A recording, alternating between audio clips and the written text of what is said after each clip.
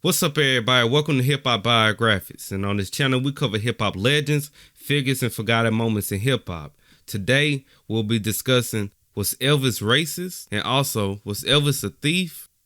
But first, let's take a look at Elvis' early life. Elvis Aaron Presley was born on January 8th, 1935 in Aleppo, Mississippi, to Vernon Presley and Gladys Presley.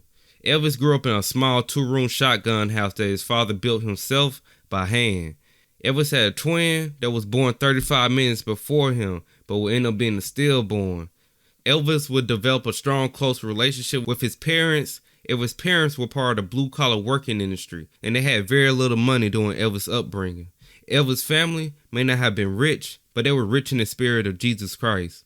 Elvis' family was involved in the church, and the church is where Elvis got his musical inspiration and his famous hip-shaking dancing style. But not his church that his parents attended, but instead Elvis used to sneak away from his original church as a teenager to go to the black churches to hear the sermons and the music, specifically Reverend Brewster Church in Memphis, Tennessee. Elvis was known as a mama's boy because of how shy he was as a kid. Elvis was also known for being an outlier, for how different he was as a child, and was not accepted until his teenage years after putting on a performance for his entire high school. Elvis would participate in a talent show that his high school would put on. After entering the stage, Elvis would hear a loud roar from the crowd, then whispering, since no one knew he could sing, and he was known to be a recluse at the time. Elvis would go on to put on a star-studded performance that casted him from the new shy loner kid to the popular figure in high school.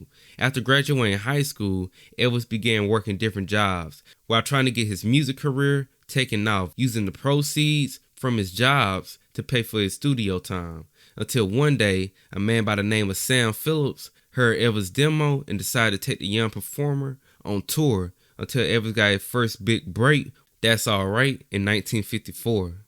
But the question is, was Elvis racist? The blues legend Ray Charles wouldn't share the same love and admiration that the rest of the world shared for Elvis. Ray Charles would say in an interview that Elvis wasn't a king. The only accolades that he was willing to give Elvis was the fact that he introduced rock and roll and the blues to the populace. Maybe some exceptions, though. I mean, Elvis was a talented guy. Well, okay. Not necessarily. You know better than I. Yeah. Let me ask it differently. How good was Elvis? What Elvis did, he caused a lot of the populace, if you want it, and usually when people say populace, they usually mean white people, to start listening to a lot of music that normally they wouldn't have been listening to. I guess I'm going to lose at least about a third of my fans right now. But to say that Elvis was so great and so outstanding, like they say, he's the king. I got in trouble because one guy asked me this question, and I said the king of what, and he got mad at me. You see, I don't think of Elvis like that because I know too many artists that are far greater. Ray had a point. Elvis did open a lot of doors for a lot of famous rock and roll artists back then. Little Richard, who crowns himself as one of the founding fathers of rock and roll, stated in an interview that we was one of the main doors that came through. Chuck Berry was another door himself. And we're not saying that Elvis wasn't the main door.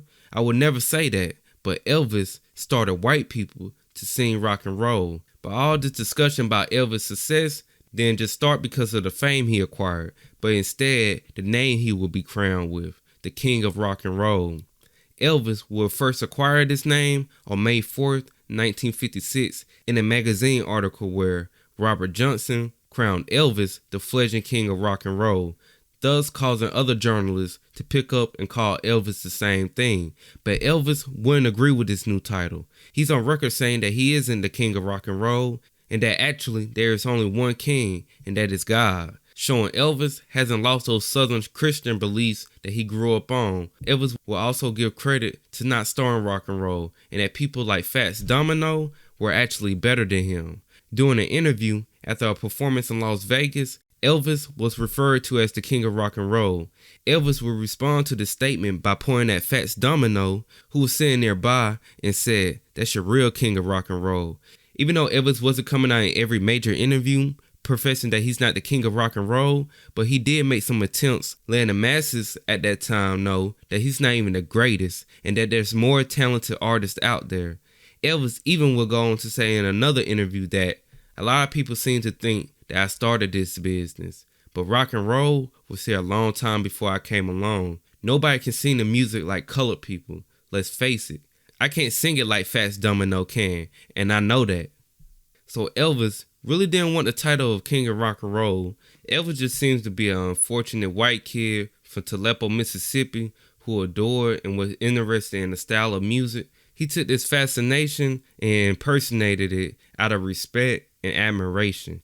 He just went on to become a worldwide superstar from his love of rock and roll, while other artists with similar talent or more talent went on to not achieve the fame and fortune that Elvis achieved because simply of the color of their skin. But was he a thief? Elvis is also known for quote-unquote stealing music. For example, one of Elvis' biggest songs, You Ain't Nothing But a Hound Dog, was not written by Elvis or anybody around Elvis.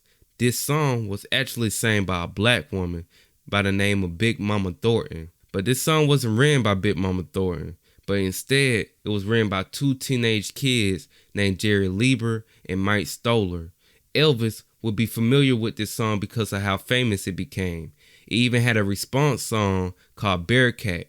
But in 1955, Freddie Bells and the Bell Boys released their own version of Hound Dog, which will become the template to Elvis' version of the Hound Dog. This wasn't the only time Elvis stole a song. He would also go on to cover songs by Willie Nelson, such as the song Always on My Mind, and the song What I Say was originally written by Ray Charles. Maybe that's another reason Ray Charles didn't like Elvis. But this was all taking place in the 1950s. The music industry that we know of today was just getting started back in the 1950s. Elvis was kind of like an innocent thief. He didn't steal these songs with a malicious intent or even to profit off them.